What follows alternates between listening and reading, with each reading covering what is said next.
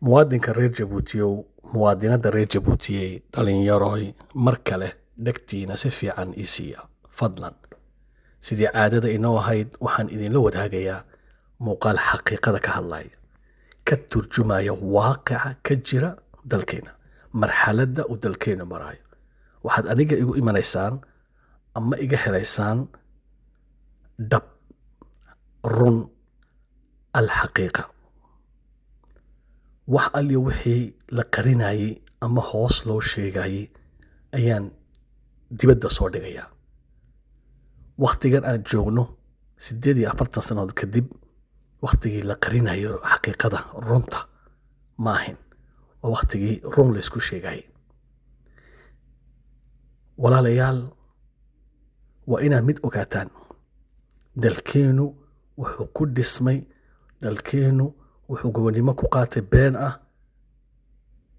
qabiyaalad xumaan oo laga shaqeeyo iyo cadowtinimo lagula dhaqmo dadka deegaan ahaan ka soo jeeda shacabka reer Jabuuti dadka deegaan ahaan ka soo jeeda Jabuuti kuwa u dhashay waa kuwa aad kale iskaga ilaalinayo waa kuwa la iskugu tagaayo gaal iyo soo galeeti ilma bahdari waa ay dantoodu waxa weeye u midoobeen inay sida cadowtinimada ula dagaalamaan dadka deegaanka taas waa xaqiiqada waa dhabta ka jirta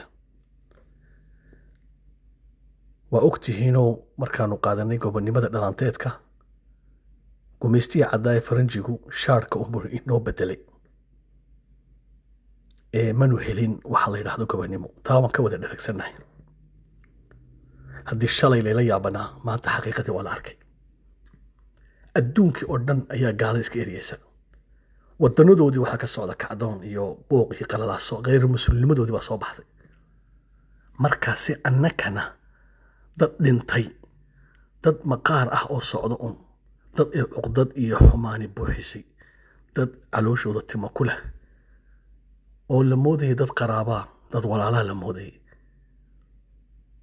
ayaa u bareeray inay si cadowtinimo noqla dhaqmaan inay qeyrkeen naga reebaan inay nolol saxariir badan oo liidata nolol been musuq maasuq qabiyaalad iyo qurun munaafiqnimo boob iyo birliqo kala sarreen cadaalad darro xumaan oo dhan in laga shaqeeyo ka xumaan sameynay kor loo soo qaado fuliga tuuga dhagar qabaha ayaa kor loo soo qaaday la sharfaya kii aaminka ahaa daacadda ahaa geesiga ahaana waa la dhabar jabinaya laga takhalusaya waa Jabuuti waxaa ka dhacaya wey ma taas ayay rag rabaan waa kuwa weli hadda ka dheefaya ee aaminsan ka dhaadhacsan tahay gaal la'aanti in la noolaanin waa nolol la'aan ay aaminsan yihiin ilaah ma aaminsano rasuul ma aaminsano iyagu isma aaminsano kalsoon darra haysa laakiin gaal ayay ilaah u haystaan si ilaah loo aaminin gaal bay u aaminsan yihiin kuwaasaa markaa doonaya haddana inay sii socoto jiilkoogii carruurtay dhaleen jiilba jiil ka dambe ku barbaarinaya waa sida qura ku noolaan kartaan waa sida qura aad jiritaankiinu iyo awood iyo kursigaad ku haysan kartaan waa idinkoo gaal la shaqeeya annaguna waxaan leenahay haddaanu nahay dadkii deegaan ahaan ka soo jeeday dadkii u dhashay kifaaya nagu filan haddeed asi enough is enough gaalka waxaan leenahay nadaaf kuma rabno ribtir totaal baan rabnaa maadaama uu luuqadaydii baabiyey taariikhdaydii baabiyey dhaqankaygii baabidey tiisii buu noo keenay haddana tiisii ayaa la leeyahay taa qura unbaa lagu jiritaankaaga way ku xidhan tahay yeeli mayno halkeenna gaarsiisana waa idinka arkaya marka walaalayaal gaar ahaan dhalinyaroy beentaa inay sii socotaa la rabaaye waa in la jiridda loo gooyo waa in xididada loo gooyo socon mayso kani muxaafid sheeganaya kani mucaarid sheeganaya labadoodaba gumeystiga caddaa ee faranjiga ayaa gadaalka wada lacag bay ku qaataan deef bay ku qaataan taas oo ka dhigan tahay waxay ka dheefaan dhibaatadiina. waxaan leenahay oon go'aan gaarnay haddeed idinkaan la raba inuu naga soo go'a go'aanku nadhaaf in lagu idhahdo Faransiiska, nadhaaf in lagu idhahdo munaafiq kastoo la shaqeynaya Faransiiska. waayo waxba nama soo wado. reer galbeedii waxba ma soo wadaan. dhulkoogii bay qarrabayaan. dalalkoogii qallaasiyo booq baa ka socda. shacabkoodii baa ku kacay. annakuna saa waa inaan samayno iska erino. Afrikta oo dhan baan iska eriyayaa. yeeli mayno inaad yeeshiin maaha. gaal oo la ogolaado xisbi mucaaradoo la raaco waa gaalkoo la rabo inuu sii joodo. ha sii socoto waa la leeyahay gumaysihii caddaa iyo gumaysigan ku jirno ha sii socoto. yeeli mayno waan leenahay. waa in